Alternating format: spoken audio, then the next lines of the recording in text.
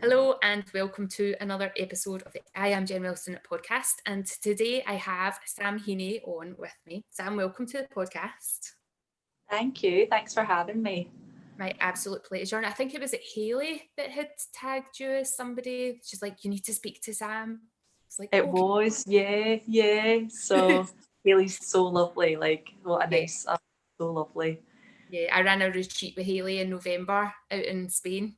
We Oh, did did it you? Oh, fab. in November last year. Like, it feels like a million lifetimes ago. I know. This year's just been crazy, isn't it? Yeah. I Yeah. know. Thank you so much for giving me some of your time. So why don't you introduce who you are to the listeners? Yeah, of course. So yeah, thanks again for having me. My name is Sam and I work as an intuitive coach. I specifically work with women, helping them with their menstrual cycle, which is quite a topic where some women are a bit like, oh, that's quite interesting because it's something that I feel that we're not really speaking about enough. And there's a lot of kind of embarrassment around it, or it's something that we try to avoid. And it was through my own personal journey that got me into this line of work. So when I was like in my mid-20s, I found out that I had a hormonal imbalance. And that was years after being on the pill and like doing what we're all taught to do, from a very young age. And it was through, I guess, a kind of personal journey that I was going through in terms of just looking at what I was eating, how I was moving, the kind of stress environment within my life as well. Because at that point in my life, I was just feeling a little bit overwhelmed, a little bit burned out. I was always on the go. I was always doing. And yeah, I decided to come off the pill for like just for a break, really. And through that, I discovered that I had a hormonal imbalance, and it actually made so much sense to why I had breakouts with my skin for many years. When I came off the pill, I had no period for a year. So all the little things that I was experiencing throughout teenage years and even into my 20s, it started to make sense as to why it was happening. And it was all through this hormonal imbalance. My body wasn't functioning the way it should. So yeah, it started this kind of like self-discovery journey of, rather than going back on the pill, I tried to reverse the symptoms myself. So I was diagnosed with PCOS, which is polycystic ovarian syndrome. So some women might have heard of that. It's very common now. I think it's like 1 in 5 women who have it now, which is quite scary. So yeah, I got told I had this diagnosis and we'll just put you back on the pill and we'll regulate your period again. But I was like, that doesn't really sit with me now because I'd already started this journey, this like holistic journey. So yeah, I ended up working with some coaches and a nutritionist who specialised in PCOS, and I was able to reverse my symptoms within a few years, which was amazing. And it just got me so passionate about this understanding of the woman's body and actually what we go through each month. And I guess through actually living it and experiencing it myself, and actually seeing that with the right tools of how we eat and looking at our lifestyle focus, what stress do we have in our life, and also how we're moving as well. Are we over exercising, or are we not eating enough, or are we overeating, whatever that may be. But when we give our bodies the right tools and the right environment, it is capable of healing itself by itself. So that was kind of my journey, and I ended up like being like, wow, my body's like so powerful, being able to heal herself by herself. And then through that, I ended up studying to become a coach, and I now specifically work with this line of work. So like helping women through my coaching about the menstrual cycle, what we go through each month, and how to really support your body to reduce your PMS symptoms, and even reverse hormonal imbalances as well, and also have an understanding of like the feminine and the masculine energies that we both have as well. And I guess many of us can agree that in our society we're very in the masculine, so it's a very doing, giving, always on the go. like putting ourselves last, you know, and it's just the way we've been brought up in our culture, that's the way to do it. You've got to get everything done in a day, always achieving your goals, always taking action. But we've kind of forgot a little bit about our feminine, which as a woman, that's more of our kind of natural essence. The masculine energy is so important, but by tapping into our feminine and allowing ourselves to slow down, allowing ourselves to rest, to surrender, especially around our bleeds, like allowing yourself to have time to just relax and allow your body to recharge. So I teach women through this, like through the coaching and through the course that I run as well. And it's just been so amazing to like witness other women like start to feel in their body again and actually become more intuitive with themselves and be like, oh, that's why I feel that way, and it's actually okay, and I don't need to be so hard on myself as well. So yeah, that's a little bit about it. There is so much that you've just said there that I'm like that. Yep.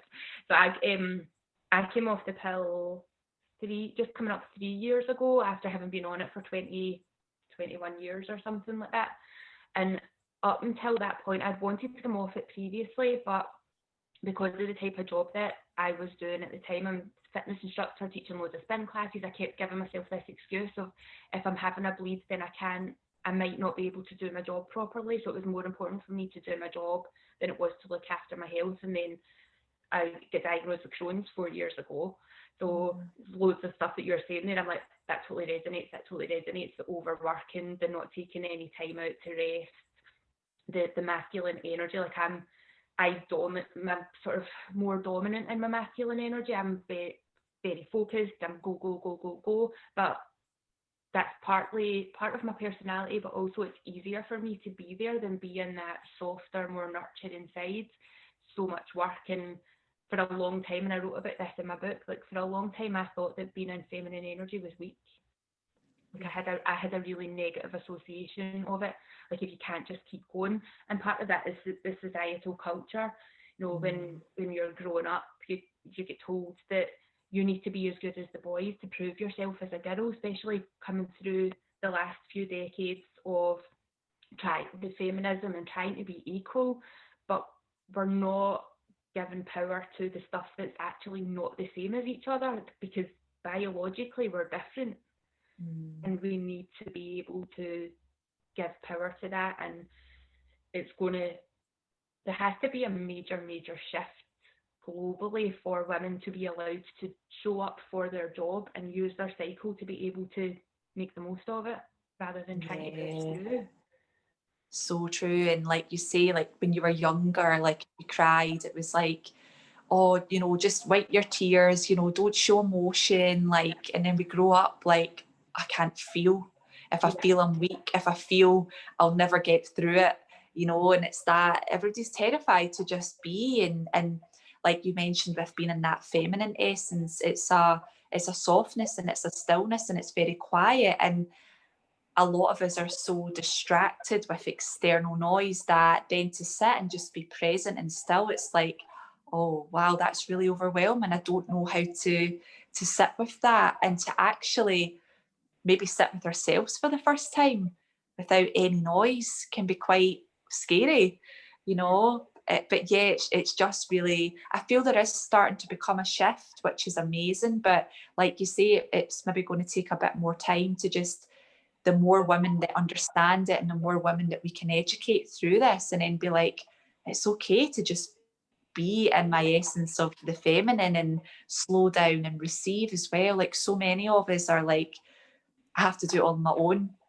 You know, do I need to ask for help? No, I've got to do it on my own. You know, I don't want to put that responsibility on anyone else. But actually, it's so supportive to have someone else say, like, why don't I help you with that? And allow yourself to receive that as well. It was like, that was a massive shift for me. It was like, any times I felt out of sorts of that, I would just hold it all in and just like, I didn't really want to bother anyone, or, you know, but actually by doing that, I was suppressing it. And then it was building disease in the body, you know.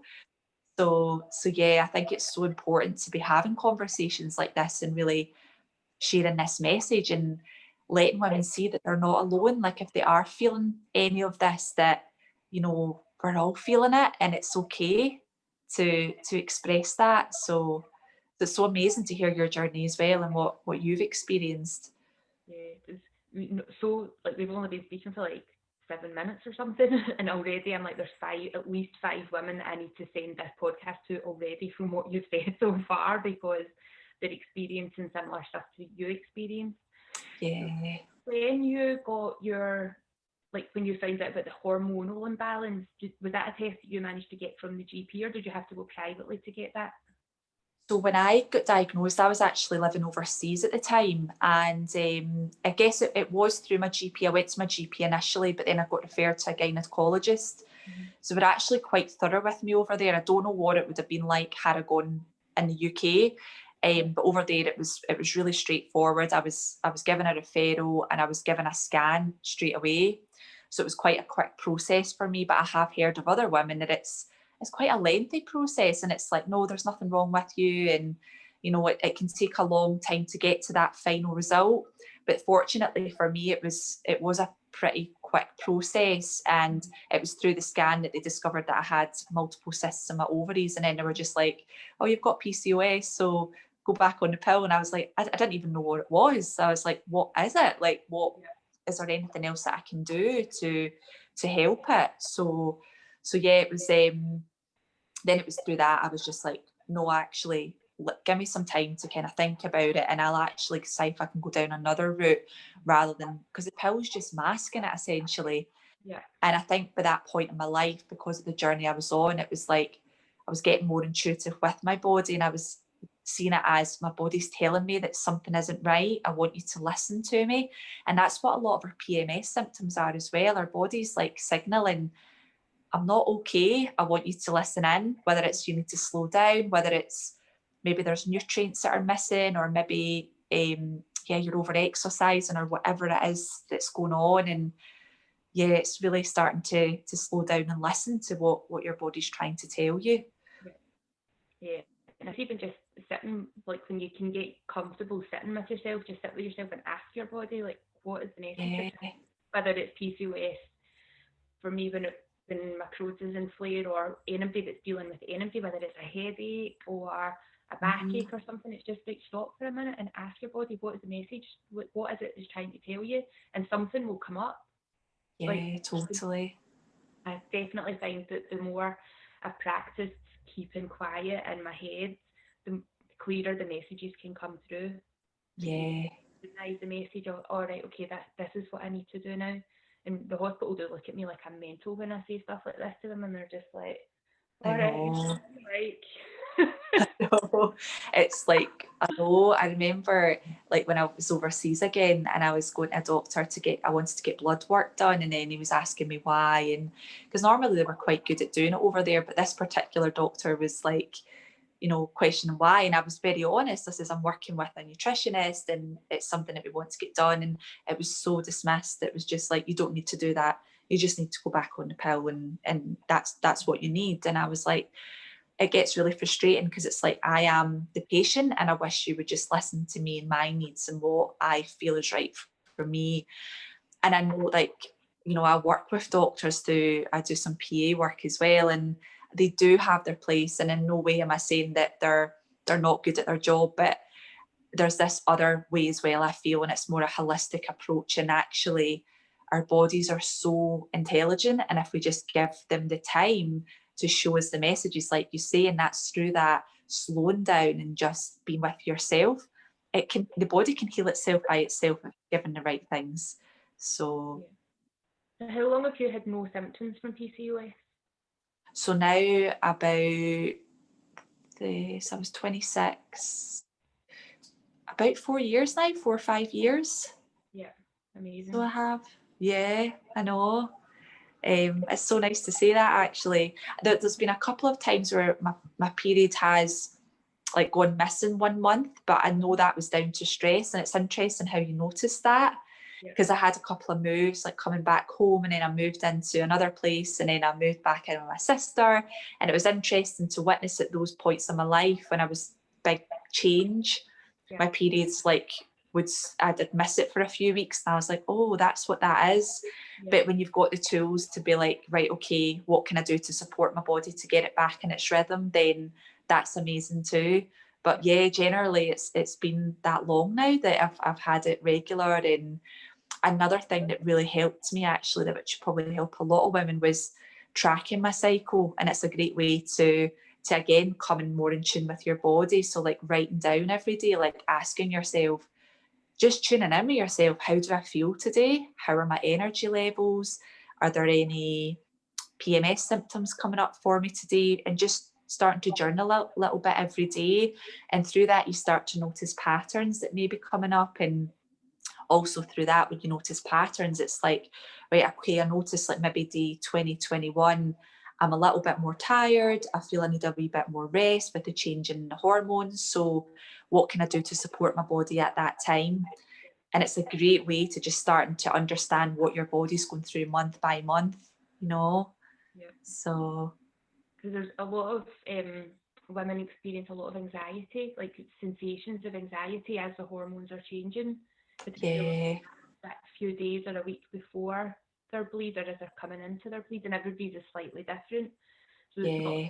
here's a map of what you're going to experience throughout the month. It's about you being able to identify what your pattern is, and there might be patterns within the patterns. Yeah, we're so individual as well. It's so true. And it's like, so there's like this rise in energy up to ovulation, and then there's a release of energy down to our next bleeds. But so that's a kind of generic thing that happens every month. But like you see, every woman may have a drop in energy at a different time to someone else. So that's where the tracking becomes really, really useful. So you can actually be like, right, okay, I know where I'm going to be at there. So maybe I won't do too much, I won't plan so much in my diary, or I won't be as sociable then. And it's a great way to just start really looking after your body as well, and honouring wherever you're at. And if you feel tired and you need some extra rest, that's okay. That was a big thing for me. It was like, I'd feel like, oh, but I've got so much to do, and if I don't keep doing it, like it'll overrun, and then I'll have more to do the next day. But now I actually plan my month rather than planning it, in a day. And it's like, right, I know my energy level is going to be better here. So things like, doing a podcast with someone, or maybe I've done a couple of workshops this week, but I know that I'm more in my spring energy. So it's like, I'm more communicative, I'm more kind of outwards. So it's such a good way to like start planning, right, when do I want to get these more outward things done? And when can I do maybe more the admin stuff and the stuff that I can just do at home, and I don't really have to be as sociable. And it's such a great way to start like planning out your life as well. And by doing that, you don't burn yourself out. So you actually gain energy, you actually have more energy come the next cycle and the next one as well. So you start to, I guess, use your body as your inner compass, and know that I don't have to get it all done in a day. I can plan it out really effectively and actually get more done, because I'm not getting every month thinking, oh God, I've had a week of just feeling completely exhausted, burned out, I can't get anything done. Yeah. So it's really harnessing that energy to your advantage and making it sustain throughout the whole month, rather than doing too much at one point and then we fatigue ourselves during the next. Yeah, and I think it's important to remember as well that when you start to get that accumulation of energy, that you don't get overexcited by that and then reverse it by doing, because I've been so guilty of doing that. Well, that's me starting to feel well again, I'll take on more, and then you take on more, and then you burn yourself out, and then you're back to square one. You're like, oh my God, we need to go again. Yeah, and that's where like I was the same, and I've got women that I know of that have felt that too. It's like they've had that burst of energy and they're like, oh, I'm going to get loads done, and they've been messaging me saying I'm so productive right now, and I'm like, go go go. But then the transition into their like second half of their phase, the luteal phase, it's like they feel anxiety come up, or they're feeling a wee bit overwhelmed. And it's just catching that and making sure you're not over excelling yourself, because then that does hit you later and you're like, wow, I feel a bit overwhelmed, because your body's just a bit more tired and you've overrun it a little bit. So yeah, it's becoming really in tune, isn't it? And really listening to what your body needs. Yeah, and work and exercise And so do you change your diet throughout the month to accommodate? Yeah, so when you're in that first half of your cycle, so from your spring and summer is like after the final day of your bleed, so like the next day would be like the start of your inner spring, and your inner spring in summer is like the rise in the masculine energy, so it's a more expansive energy, it's more being out into the world and getting sociable again. And within that like stage of your cycle, you could be looking at eating more lighter foods, so like sauteing your foods or steaming some salads or having juices and smoothies and stuff like that, because there's more energy in the body can handle that more. And then when you pass your ovulation phase and you're moving more into the inner autumn and inner winter, which is the releasing energy, and you're tapping more into your feminine, it's more warming foods like soups and stews and slow cooking your meals and getting lots of roasted vegetables in you, and cooking things a bit heavier because your body can handle that at that stage as well. And that's been a really fun thing for me. I love food and I love cooking, and it's nice to throughout the month you're getting this variety of food to support your body as you move through the month. Yeah. So there's certain foods that have certain vitamins and minerals through that first half, and then you can change it during the second half, and it's really supporting your body throughout the whole month, and the vitamins and minerals that it might lose at certain stages, but because of what you're eating, you've filled your body up to support that. So it's a really good way of just having fun and experimenting a bit with food as well. And also with your exercise, so like that first half when you've got more energy, you can be doing more like HIIT training, strength training, like things that are a bit higher impact on your body.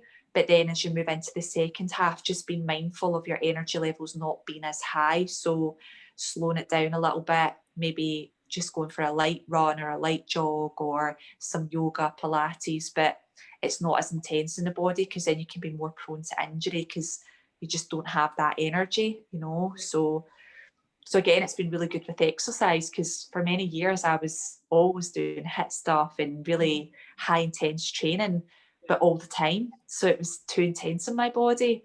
And now it's, although at the time I found it really hard to let go of that, because mentally I thought I have to work out like that to maintain my shape.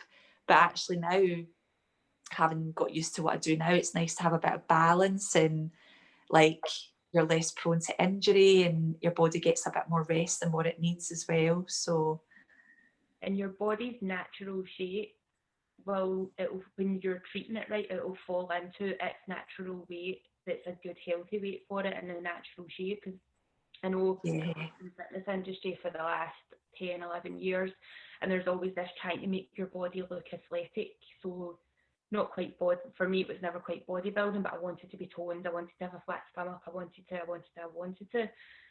But now I'm not, and I used to teach like over 20 classes a week. yeah, Classes, LBT classes, Pilates, and just constantly on the go. And now I'm not doing I'm teaching yoga and Pilates only. I only teach 3 days a week. I'm only teaching 6 classes in total, and my body is pretty much the same shape and size now as it was then, except I'm not exhausted all the time. yeah, Really force it into a shape that the body's like, we're never going to look like that model on the front of the magazine, so let it go. yeah. And that's another thing that I love like doing with women through coaching, is like allowing them to just be okay with themselves and accept themselves as they are. And you know, we live in a very man-made world, and we're always shown all these images of what we should look like, but actually like it's more about how you feel and who you are as a person. And if we could let that go, like how much more freedom would you have in your life to not always be feeling like, but I'll feel okay once I look like that. Yeah. And we can waste so many years of our life like chasing this dream, but actually maybe our body type isn't designed to be like that, and that's okay. It's more about feeling healthy and feeling whole in yourself, and yeah, just coming into that state of like every day, how can I feel joy, how can I feel pleasure, how can I just be okay with what I've got. And actually gratitude was a big thing for me, like just being really grateful for my body every day and what she does for you without even asking, or you know, it's just so effortlessly. So yeah, it's so important. It definitely is. So you're an intuitive coach. Could you explain that to people that are listening that might think that just sounds a bit woo-woo? Yeah, of course. So I know when I say intuitive, so like, you know, the women that I work with, we're all so different and we all have different needs. So when I work with someone one-to-one, I'm tapping into what is it they need within that session. So it looks very different from every woman. And also what I've found through it, my experience is you can go into a session thinking that, right, from our last session, they're probably going to need more of this. But then when we get into the session, something else comes up, something else that we want to dive into. So it's really about, intuitive is about tapping into what does that woman need within that session. And that can change every session. So sometimes it is around the menstrual cycle and giving them some tools around that. But sometimes maybe it could be, for example, maybe there's a relationship in their life that they want to let go of and they need some forgiveness. So I would help them hold a safe space to release that, or maybe they need some advice on nutrition or need some advice on how to move in a way that supports them. Or sometimes it can be, I do Reiki as well, so maybe I feel that they just need a bit of healing. So it's really about tapping into the sessions with that individual person and just being like, how can I serve you today? What is it you need? So that's kind of like what I mean by being intuitive, because it can change so much. And it's like when you're working with someone, you can pick up on them through the session and be like, okay, this is what I feel you need today. So yeah, I love it. It's really lovely to hold that space for women and I guess share wisdom with them, help educate them, but also help them heal as well. And just to feel safe and feel that, you know, that they are enough and that they can do the things that they desire in their life as well. Where do you work with your clients? Is it online or are you in person? Yeah, it's all online now. I did do some face-to-face before this year, but it's now pretty much moved all online. And that's actually been quite good because I've been able to work with people who maybe don't live close to me. You know, it's opened that kind of work with people internationally as well, which is really amazing. And even like with the Reiki that I do, like that still can be done distant as well, which is just amazing. Like I've done quite a few distant sessions and I still find that so like amazing that you can send healing to someone through the internet essentially, and it's still so powerful what they get from it. Yeah, I was going to ask, how does that work? Because I've been to Haley for Reiki, and I've done even my Reiki practitioner training myself, and I'm just like, how can you do that if you've not got hands on somebody? I know, it still baffles me, and it's like every time I do it, I'm still like, my mind anyways, like trying to like process it and be like, yeah, is this really working? But then after it, I pick up on things. So again, coming into that intuitive, I pick up on things in the body that's maybe going on for them, and then also what they feed me back, and I'm like, there's just no way that it does work, you know. It's just incredible, and I love integrating that in with the kind of coaching as well, because they've got the food aspect, you know, how you eat, how you move, your lifestyle focus, but I also believe there's deep healing in the energetic body as well, and using Reiki to focus on the sacral chakra, which is where your womb is and where your ovaries are. And I love sending a lot of healing and work to that as well if the woman needs that as well. So oh, it's amazing. The whole, the internet's fascinating with the body, and the fact that you can connect with somebody energetically through that just puts another positive spin. When there's so many negatives to the internet at the moment, you're just like, oh my god, can't just switch the internet off. And then when you hear about stuff like this, you're like, no, this is why we need the internet. I know. I was having that conversation with a friend yesterday because we are going to be collaborating together, and she lives in America and I'm obviously from Scotland, and it's like we would never be able to do that if it was in person.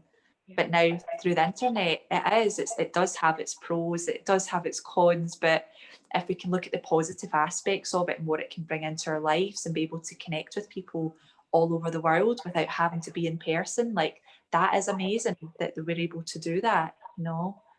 But I do love in person as well, I'm not gonna lie. I love that like proper connection and even just giving each other a hug, you know, that's also really important for us too, to feel connection body to body as well. So, but at this time in our lives, it's like we've got to do what we can to still maintain connection, and it might not be in person, but at least we have a platform to do it online and still get something from it. Yeah. And we're creating that space for other people as well to cut an hour out of their day to have a coaching session or to do a class or whatever it is that they're going to do, where if we weren't able to show up for people, they wouldn't necessarily make the time for themselves. They would find something else that they needed to do to be able to do it, where we can offer that space. Just even because some of the clients that I work with, I'm like, you know, do a bit of yoga every single day or do a bit of Pilates, even if it's 5 minutes every day. And they mean to do it, but they never quite get around to it. And it's like, how could you not find 5 minutes to do it? But it's just, people shy away from giving themselves that permission. Yeah, totally. And it's like going back to that, we're always giving, and it's like we're last. And actually, one of the best things that we can do for ourselves is fill up our cup first. So like if you can create like a morning ritual for yourself where, even like you say, if it's 5 minutes, 10 minutes, just tuning into your body, what do I need today? What am I feeling today? And how can I serve myself in a way that supports me and my body? And that's been a powerful healing for me, and actually recognizing that by putting myself first, it's not a selfish act. When I put myself first and I give myself that time, actually my day flows a lot easier. I'm not as reactive to things that might happen that are out of my control. It's like you're able to handle it a lot better. Whereas the mornings where you just roll out of bed and get ready for work and whatever, I feel like I'm chasing my day and I'm like, oh, I just feel a wee bit out of sorts today. And that took a lot of practice to get that. But now being in a routine of it, like I can't not do it. Otherwise, I just feel that the day doesn't flow the same. Yeah. And when you fill up your cup first, you then can actually be of better service to others as well. So if you're in this kind of industry and maybe you have your own business, by actually showing up for yourself first, then you raise your vibration, you raise your energy, and you get into a really good state that then when you're out there doing your thing, you're more you, I guess. You're more present, you're more like, yep, I've filled my cup and I'm ready to go out and do my thing, you know. When you started on this journey, your routine, did you just start small? Did you just start with like 5 minutes and then gradually build up over time? Yeah, I started small, and then and even that, like I had weeks where I would be smashing it, and then I'd have weeks where I'd fall back into my old ways.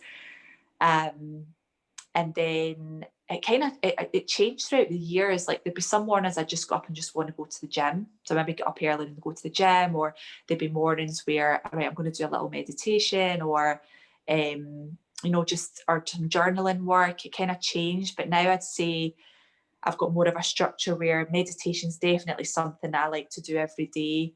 Writing down an intention, I feel, is a really good way for me to set the day. So I've got cards that I use to just give me a prompt. So pull out a card, what is the message? And movement as well. So whether that's like fit a kind of, maybe it's a little HIIT workout, maybe it's a yoga practice. So I love to dance. Sometimes I just put music on and dance. But yeah, I'd say to anyone that's listening, like, just take it slowly and gradually. Like, don't be like, I need to carve it an hour every morning straight away, because that might feel too much. And then that's when we just think, oh no, I can't do that. I don't have the time for that. So maybe start with 5 minutes, set an alarm 5 minutes earlier. And maybe within that 5 minutes, just doing that check-in and asking yourself, how do I feel this morning? And be okay with whatever you feel. Maybe you feel emotional, maybe you feel sad, maybe there's like resistance, maybe there's like you feel irritable, or maybe you feel calm and peaceful, and just observe that, and then start your day like that, and then build it up. And what you'll find through it, or what I found, was the different things I tried, it was like, right, I really like that, I find that really serves me, or that really works well for me, because we're all so different. Like, I've got so many like friends and stuff that do morning routines, and we all do it so differently. So it's finding like what works for you, and not getting caught up with, oh, I have to have this like specific structure that someone else is doing, because that might not work for you, you know. So just take it gradually and build it up. And what you'll find is, well, what I found is that small 5 minutes, 10 minutes, I wanted more. So then I was like, oh, actually, maybe I'll do another 10 minutes. And then now I'm like, I can sometimes have like 2 hours in the morning if I've got time, where I'm like, I just want to have a really good like pamper morning of stuff. But it took me a while to get there. It wasn't an overnight thing. So I found just thinking, oh my God, 2 hours, how would I do that? Like, don't stress. That's where I'm at now. Those 2 hours, I got up at 5:45, because that's just a time that feels really good for me to get up at. And then up until about 5 to 8, that's my time to do either a meditation or movement or sauna or whatever it is that I feel drawn to. And I would sometimes get into a habit of, oh, I have to get up and I must do it like this, and try to shape it in a particular way. And then there would be days that really worked for me, and then days that it didn't. Like, I don't have the same meditation every single day. Sometimes I'll do a guided meditation, sometimes I'll do breath work, sometimes I'll do chanting, sometimes I'll just wait until I go for my walk in the park. Me and my partner go out every morning at 8 o'clock. And sometimes, like this morning, we didn't speak to each other at all the whole walk around the park. I was just like watching the sunrise and looking at the leaves and the trees coming down and all the colours. And it was just so nice to do something a little bit different. But taking time to get that, and try lots of different things to find stuff that you connect with, and letting go of stuff that doesn't, but knowing that you can bring it back in at another time. Yeah, totally. And that's you. So if you can think of your structure in the morning, like say you set your time as like your masculine energy, so there's the structure, and that's the time I'm carving out for myself. But then look at that time within the structure is, it's more, you can do what feels right, and that's you tapping into your intuition and tapping into your feminine. So maybe there's a morning you just want to meditate, maybe there's a morning you just want to move, maybe there's a morning you crave nature and you want to go out for a walk. That's the beauty of it. It's like, because I found when I was doing it too restricted and like, it has to be this way every day, it became unenjoyable. I was just like, oh, I don't know if I can't be bothered doing it today. Yeah. Whereas now it's like, okay, there's the time, so what does it feel like today? And that's you get into that feminine, like, how do I feel? What does my body need? It's so powerful to do it like that. What kind of meditations do you do? Do you have I any? go through a mix of them as well. So I sometimes use breath work. So I'll do like kind of like the Wim Hof style breath work. So I'll do that for a few rounds, and then I'll just go into stillness meditation. Or sometimes I do guided meditation. So it can vary. Like sometimes I do ones focusing on my chakra points, which is the energy centers within the body. Or sometimes I do like Gabrielle Bernstein. I like her meditations. So it really varies, I guess. Sometimes I just want to be in stillness. I don't really have a meditation on. I just like focus on my breath and just focus doing like a body scan through my body and just observing how I feel. But sometimes I feel I need someone to guide me. So I'll like put something on, whether it's YouTube or Insight Timer's a really good one as well. There's loads of free meditations on there. And sometimes I quite like to just do like some sound healing. So putting on like, the ones that's got all the bowls, the singing bowls and stuff, and just listening to the sounds and use that to kind of to balance my body as well. So again, I guess it's that tapping into what do I feel like my body's needing, And it's great that there's so many different options and so many free resources out there, so you've just got like this buffet of stuff to choose from. You can I go, know. yeah, I'm going to do this one, and then select it just depending on. I always find that when my head's really busy and noisy and I'm in my own head, I need a guided meditation or something that helps me come out of that. Yeah. If I try and just focus on my breath or sit in stillness, I get more agitated because the noise just in the head is too much. So it's like, right, okay, how do I turn this down a little bit? Oh, I know, I'll go and listen to somebody else. And I quite like Ram Dass's. Yeah, he's great. Jack Cornfield. Yeah. I like listening to the two of them. They're useful. I know there's so many, and I think something that's definitely been a big help for me is the breath work. I find like if I start with that and then I go into a meditation, I'm so much more present and so much more calm. And it's like I can really feel that, oh, I'm just in my body. So it's like you say, I guess it's the same as a guided sense where it's something to help you get there to that kind of more like, right, okay, I can surrender now and just let go. And yeah, I've actually got a couple of meditations on Insight Timer if anybody listening wants to. Yeah, I can send you the links. There's a morning one to start the morning, which is like, it's a guided practice of like a bubble. I called it the bubble of love. So like visioning that you put a bubble of protection over you before you start your day. So maybe you've got a stressful job, or maybe you've just got a lot going on in your life. It's a great way. It only takes like 10 minutes, and it's a great way to vision this like protection over you. And then when you move through your day, it's like anything that comes to you is just like bounced off you, and you can handle your day better. And then the evening ones, like one to drift you off to sleep. And again, they're 10 minutes each. So I can share them with you as well. And over the links, I can put them in the show notes for the podcast, so that anybody listening to it, if they want to go and check it out, because most of the stuff, a lot of the stuff on Insight Timer is free as well, isn't it? It is, yeah. So that morning meditation sounds like it would be really useful if you know that you're going to deal with a challenging person, or yeah, to spend time with somebody that you're just like, oh my god, I can't cope with you. I know, exactly. And then you're there, you're like, that's fine, I'm protected. I'll just, got my shield. Where is there anything else that you want to mention or talk about before we wrap this up? I do have a course I can mention if anybody wants to do that. So I've got an online course, which is a 4-week course, and it's living in alignment with your menstrual cycle. So it's taking women through a 4-week journey. So every week we go into each phase of the cycle. So inner spring, inner summer, autumn and winter. And then each week there's some content, there's a guided meditation, there's some journal prompts. So just getting women to become more in tune with their body. And there's also like a little sacred task every week for them to do. Again, just to becoming more into actually experiencing every week of the cycle and what that could look like, and to give women a better understanding of what their body's going through.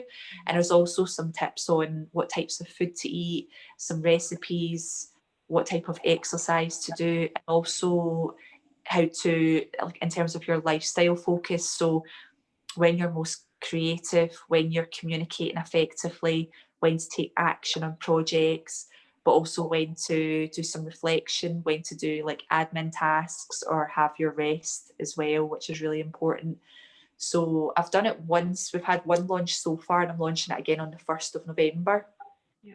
But the course is actually, it's on a platform this time, so anyone could sign up at any time essentially. But I like doing little launches sometimes so that you've got a group of women doing it together. Yeah. But yeah, it'll be live from the 1st of November moving forward on this platform. So yeah, that's all. This podcast will go out on Monday coming, so that will be, I don't know what date that is. No, it's October, so it'll be just before that comes out. Yeah. In the first couple of days will be just in perfect time for the launch of it. But then you can do it as a self-study. Yeah, it's designed in a way that even if they didn't do it on the launch, they could do it any time. Yeah. They maybe even want to do it, because I've designed it in a way that we start with inner winter, which is when you bleed. So they could maybe be like, right, actually I'm going to purchase it on this date because I know that's when my next bleed is. And then do it specifically from that. That's the only thing about the launch. It's like you're going to get women who are at different stages of the cycle. Yeah. But again, it's all welcome and it's all a great learning anyway. But they could do it that way and actually be like, oh, okay, I know I'm going to be bleeding on this day, so I could sign up to start it then, you know. So or even if you're doing it out of sync with your cycle, then you can forward plan so that as you're doing the course, you're like, right, okay, so when I start to bleed, this is what I want to have in place so that you're ready to go. Yeah, it's such a good, yeah. And it's a great tool to use, like, as you say, as you move forward, as you start to like work with your cycle and understand it, it's a great tool to have there to be like, right, okay, this is where I'm at. So in my diary, I want to carve out time to do this or this. And it's like a compass you can have for life. Like you've got access to it for life and you can always refer back to it if you, oh, I'm in spring again, what am I meant to do at this time? You know, so I thought it'd be a great way to share with more women as well and something they can just do from home. So where do you find up and sign up about that? So in my Instagram, the link's in my bio. So they just go onto that and they'll get more details about the course and how to sign up and stuff as well. So yeah. I'll copy that into the show notes as well. And what is your Instagram, just because we haven't mentioned the handle yet? So it's Sam_Heaney_. Okay. And again, I'll put the link to the show notes as well. Yeah, I can share that all with you as well. I've got a website as well if people wanted to go on there and just read more about me and my journey and how I ended up doing what I do. So what's your website? Is that Sam Heaney? Just samheaney.com. Cool. Yeah. So easy to find you. Easy to yeah. I've kept it simple. Yeah, we need to, and it's like everything, we need to keep everything as simple as possible in life so that it makes life simpler rather than throwing more stuff in all the time and making our lives more complicated and exhausting. Yeah. Oh, this has been lovely. Thanks so much for having me. Thank you so much for coming on and sharing your story and your information. And I will personally be sending this specifically to people that I know that need to hear it, to say, thank you. Yeah. I know it needs to be spoken about so much more. Like me and my friend were saying again yesterday, we're like, this should be taught at schools, like so that children, you know, think with your first bleed, like how you felt, what was that experience? For me, it was just like, okay, what do I do? Like your mom was just like, yeah, that's what happens, and now you need to wear sanitary pads and you maybe need to go on the pill.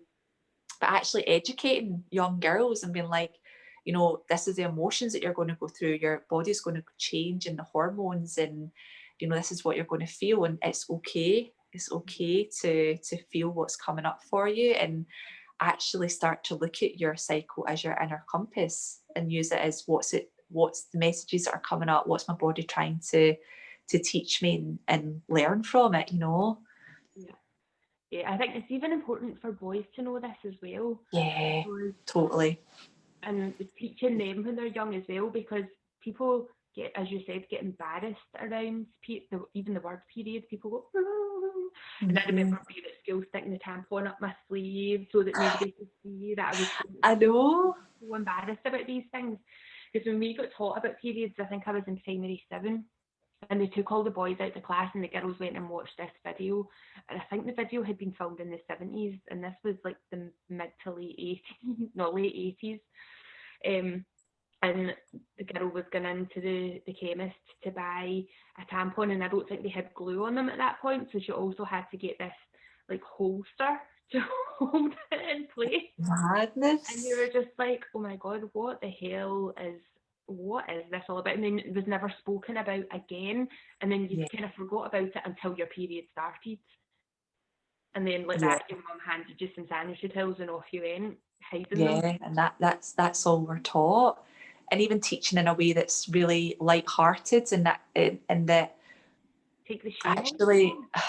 What, sorry? Take the shame away from it, because there is nothing to exactly. And actually, like when we bleed and if we allow ourselves to rest, like your body naturally produces oxytocin during your bleed, which is the love hormone. It makes you feel good, makes you feel relaxed. But none of us experience that, because when it's our period, we're just like, avoid, like, or we're still burning ourselves out, going to the gym and, you know, doing all those things that are exerting us even more.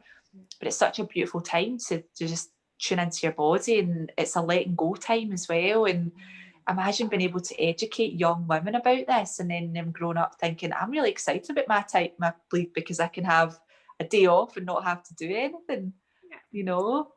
Yeah. I've heard more recently that some mums are having like a coming of age party for their daughters when their daughters have their first bleeds, which is cool. That we're Yeah, that is. a celebration of it rather than anything else. Yeah, totally. Yeah. Oh, I could talk about this all day. It's so interesting, and like, yeah, this has been so lovely. Yes. So thank you so much.